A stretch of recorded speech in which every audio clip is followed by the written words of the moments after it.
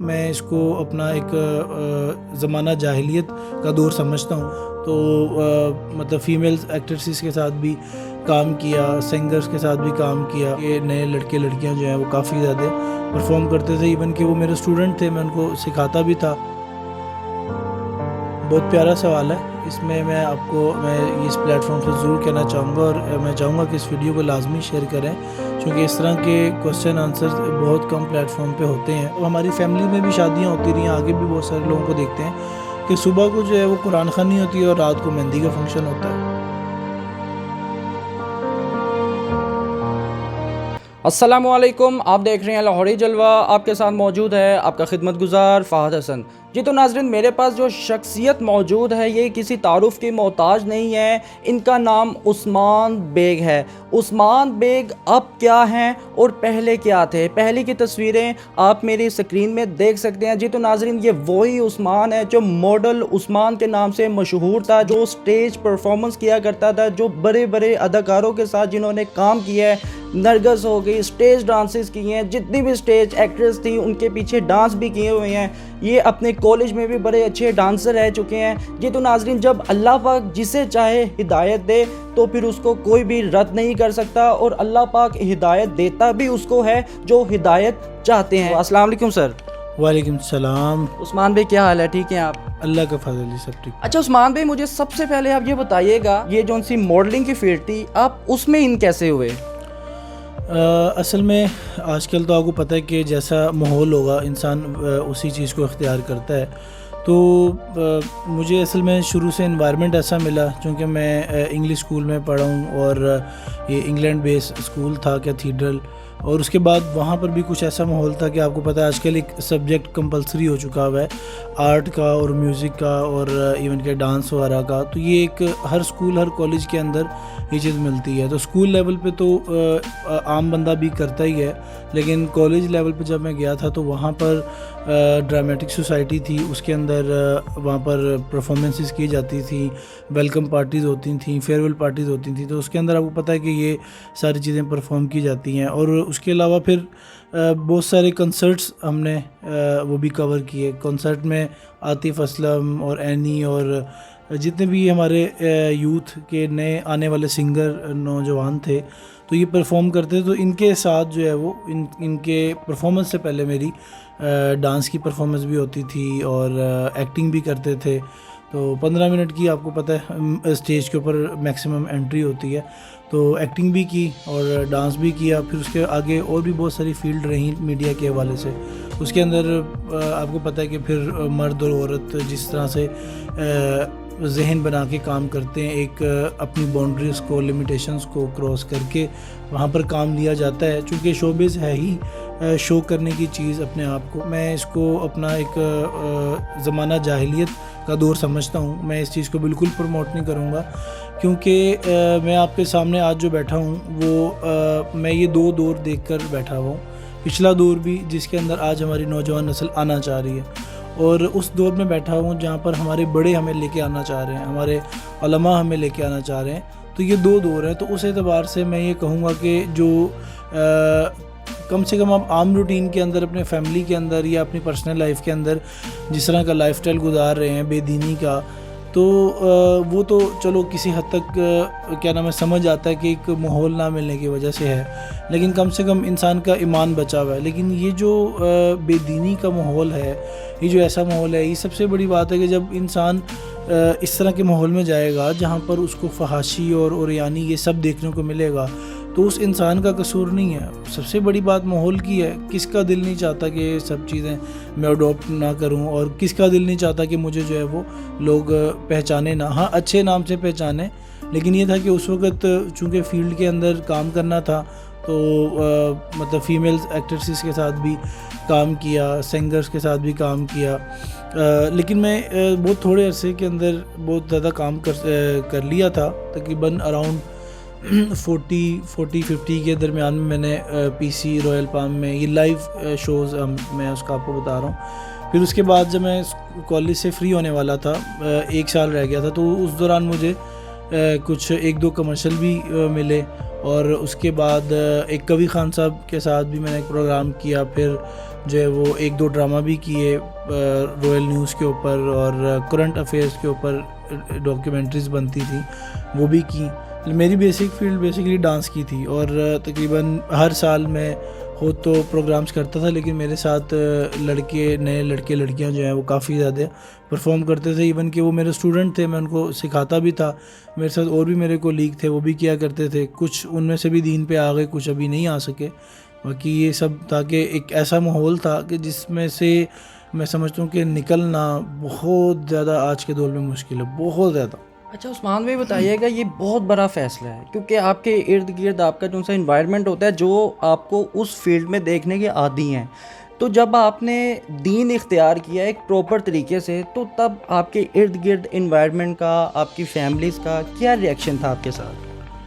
First of all تو ایک دم سارے حیران تھے. مجھے اچھی طرح یاد ہے، پیچھے کی سٹوری تو لمبی ہے، لیکن جب میں نے یہ فیصلہ کیا تھا کہ ابھی یہ فیصلہ ایک دم نہیں تھا، یہ اس کے سارے ڈیفرنٹ سٹیپ تھے. پہلے والدہ نے دعوت دی مسجد میں اعتکاف میں بیٹھ جاؤ، کیونکہ گھر میں ایک کیا نام ہے بے سکونی بے چینی سی تھی، اور راتوں کو نیند نہیں آنی تھی. اور چونکہ وہ میرے فیلڈ کے کچھ آخری دن تھے، مجھے نہیں پتہ تھا، ظاہر ہے وہ تو میں اب ان کو آخری دن سمجھتا ہوں، کیونکہ دین کی طرف آنے کے اندر اس ٹائم کے اندر کچھ ٹائم پیریڈ تھوڑا ہی تھا. تو جو میرے دین کی طرف آنے کے دن تھے، ان دنوں سے کچھ دن پہلے ایک ایسا ماحول بن چکا تھا میرے ارد گرد کہ میں ہر طرف گناہ ہی گناہ دیکھ رہا تھا. اور آپ کو پتہ ہے کہ اس فیلڈ کے اندر اپنے آپ کو بچا کر چلنا، میرا نہیں خیال کہ شاید کوئی اپنے آپ کو بچا سکے، کیونکہ ظاہر ہے آپ کو فیمیلز کے ساتھ بھی کام کرنا ہے، آپ کو جو ہے نا وہ میوزک کے ساتھ کام کرنا ہے.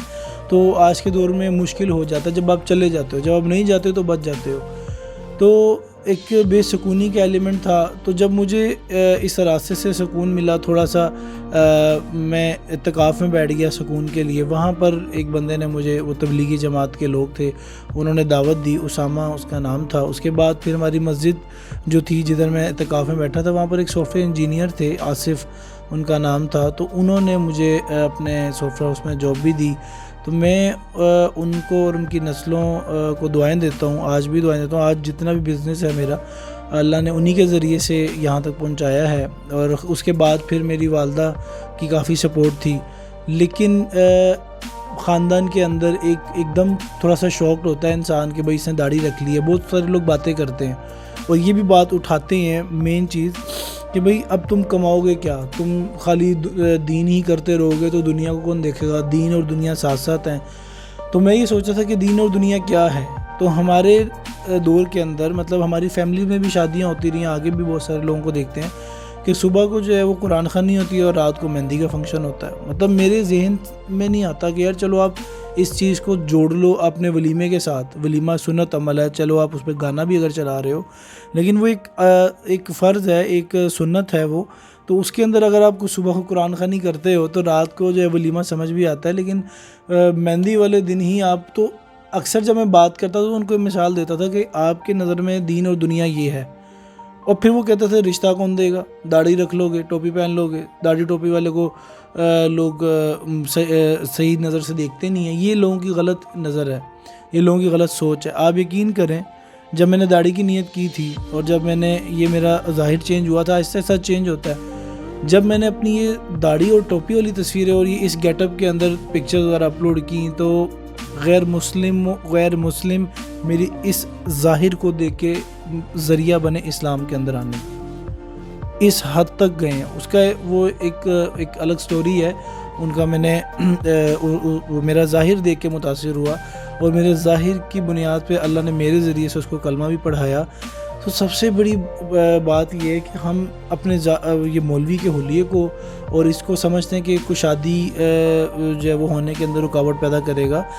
پھر سب سے بڑی بات ہے کہ ہمارے ماں باپ کی طرف سے ایک جو زور آتا ہے کہ اب تم کماؤ گے کیا، اب تمہیں جاب کون دے گا. یار آپ نبی صلی اللہ علیہ وسلم کی سنت کے اندر پریزنٹیشن دیتے ہوئے، نبی صلی اللہ علیہ وسلم کی سنت کے اندر آفس میں بیٹھتے ہوئے کیسے یہ کہہ سکتے ہو کہ آپ کو کوئی بٹھائے گا نہیں. صرف یہ غلط ذہن ہے. حالانکہ لوگوں کو پتہ ہے کہ بڑے بڑے عہدوں پہ بڑے بڑے فیکٹری اونرز جو ہیں وہ وہی لوگ ہیں جو سنت کے مطابق ان کی زندگی ہے، اور باقی جو آگے سٹاف ہے وہ ایسے ہی ہے. تو میں یہ نہیں کہتا کہ داڑھی کے بغیر بندہ جو ہے وہ گناہ گار ہے اور وہ اس کا کوئی ہے نہیں، لیکن ہم نے اس چیز کو یہ سمجھا کہ اگر یہ اختیار ہو جائے گی تو ہمیں آگے سے مسئلے مسائل بہت ہوں گے. ایسا اچھا عثمان بھائی مجھے بتائیے گا، آپ جب اس فیلڈ میں تھے، ڈانسنگ کی فیلڈ میں تھے، اوبویسلی اس فیلڈ میں بہت زیادہ پیسہ ہے. ایک بندے کو جب پیسے کی عادت لگ جاتی ہے نا، اس چیز کو چھوڑنا تقریباً اپنے نفس کے ساتھ ایک بہت بڑی جنگ کا آغاز شروع ہو جاتا ہے.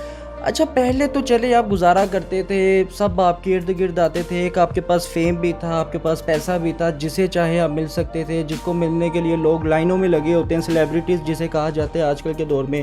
تو اس کے بعد آپ نے اپنا گھر کیسے چلایا؟ آپ نے اپنی زندگی کا سفر جب اللہ کی راہ میں شروع کیا تو آپ کے اخراجات کیسے پورے ہونا شروع ہوئے؟ ہاں، یہ جو سوال ہے آپ کا، یہ بہت زیادہ ہماری زندگی کے اندر شامل ہوتا ہے. اس کے بعد جب ہم اس طرح کے فیصلے لیتے ہیں کہ آپ کو ایک دم اپنی زندگی کو ٹرن کرنا ہے، تو فرسٹ آف آل تو مجھے شروع سے عادت تھی، تقریباً کوئی 11-12 سال کی عمر سے سیونگز کرنے کی. تو میری اکثر سیونگز ہوتی تھی، ایون کہ میرے گھر والے میرے مقروض ہوتے تھے، تو مجھے عادت تھی. لیکن یہ والی جو فیلڈ تھی، اس کے اندر مطلب جو میں نے کمایا تھا، جو بھی تھا، تو جب میں دین کی طرف آیا تو وہ مجھے پتہ نہیں تھا کہ وہ کیسے نکل گیا، کہاں نکل گیا. لیکن یہ تھا کہ مجھے تقریباً میری فوراً ہی جاب لگ گئی. جاب میں ڈھونڈتا رہا تقریباً کو 3 ہفتے میں جاب ڈھونڈتا رہا جب میں اس طرف آیا دین کی طرف. تو اس وقت میرے پاس حالات آتے تھے مشکل سے، پیٹرول بھی موٹر سائیکل کا مشکل سے ڈالنا ہوتا تھا، وہ بھی ادھر سے پیسے بچا کے ڈالتے تھے. لیکن تہیہ کر لیا تھا کہ حرام کی طرف جانا نہیں ہے. حالات آئیں گے، چونکہ جب میں دین کی طرف آ رہا تھا تو مجھے پہلے یہ بتا دیا گیا تھا کہ اب حالات آئیں گے. یہ جو حالات آئیں گے نا، اس کے اندر آپ کو دیکھا جائے گا کہ آپ بدل رہے ہو اپنے آپ کو یا نہیں بدل رہے. نیت کرنا تو بہت آسان ہے کہ میں داڑھی کی نیت کر رہا ہوں، میں دین کی طرف آنے کی نیت کر رہا ہوں، لیکن جب نیت کرنے کے بعد جو حالات آئیں گے اس وقت آپ نے ثابت قدم رہنا. تو میں نے 2 تیسرے ہفتے میری ایک جاب لگی. اس وقت میری 10,000 تنخواہ تھی، اور اس سے پہلے میں تقریباً مہینے کا جو میرا خرچہ تھا، مجھے اچھی طرح یاد ہے، آج سے یہ 8 سال پہلے کی بات ہے، 8-9 سال پہلے کی بات ہے.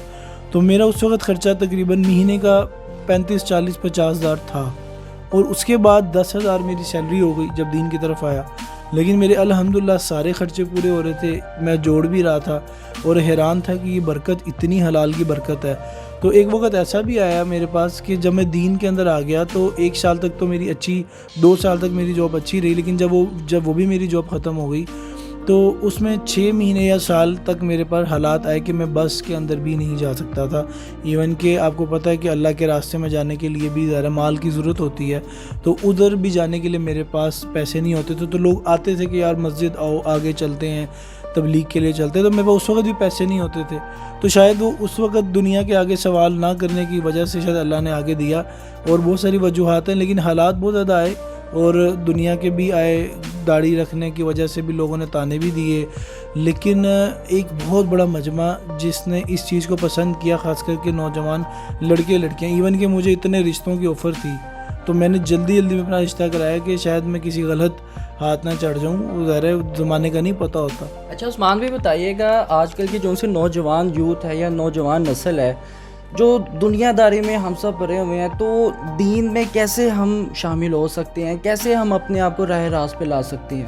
بہت پیارا سوال ہے. اس میں میں اس پلیٹ فارم سے ضرور کہنا چاہوں گا، اور میں چاہوں گا کہ اس ویڈیو کو لازمی شیئر کریں، کیونکہ اس طرح کے کوسچن آنسر بہت کم پلیٹ فارم پہ ہوتے ہیں. آپ واحد ایسے بندے ہو کوئی جنہوں نے اس سوال کو اٹھایا ہے.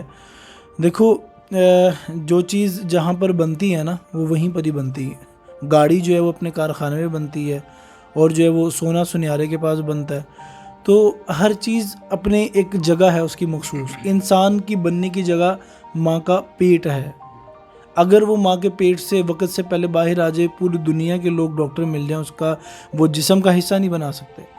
اور انسان کی بگڑنے کی جگہ یہ دنیا ہے. لیکن اسی بگڑی ہوئی دنیا کے اندر اللہ نے کہا کہ مجھے راضی کر کے آؤ. تو سب سے پہلے تو اللہ نے ہمیں علماء دی ہیں. علماء کے ساتھ جڑنا یہ ہمارے لیے ایک پہلا سٹیپ ہے.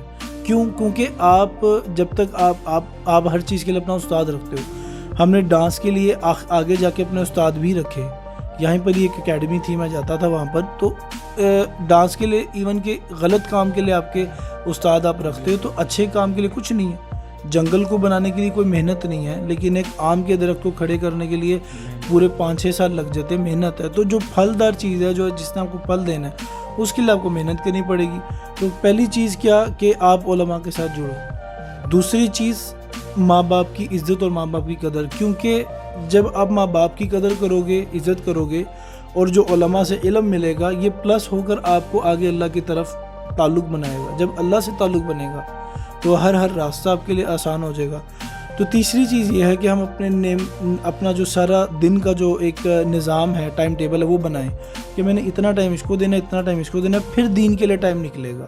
اگر ہم ٹائم ٹیبل نہیں بنائیں گے تو ہم ساری زندگی یہ کہتے رہیں گے کہ یار میں تو فارغ ہی نہیں ہوں، اور میں چاہتا ہوں دین پہ چلنا لیکن فارغ نہیں ہوں. تو جب ہم ٹائم ٹیبل بنائیں گے، علماء کی صحبت میں بیٹھیں گے، ماں باپ کی قدر کریں گے، تو یہ تینوں چیزیں مل کر ہمارا جو مستقبل ہے آہستہ آہستہ بہتر ہوتا چلا جائے گا، اور آپ کو پتہ بھی نہیں چلے گا. تو مجھے کوئی نہیں بتاتا تھا، مولوی یا کوئی داڑھی والا، نہ کوئی تعلق تھا کہ دعا مانگو اللہ سے.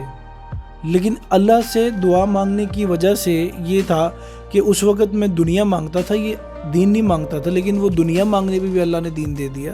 تو اللہ سے روزانہ مانگ کے سویا کریں، ماں باپ کی خدمت کیا کریں، علماء کی عزت کیا کریں. اسی کے ساتھ اپنے میزبان کو اجازت دیجیے. دیکھتے رہیے لاہوری جلوہ فہد حسن کے ساتھ. اللہ حافظ.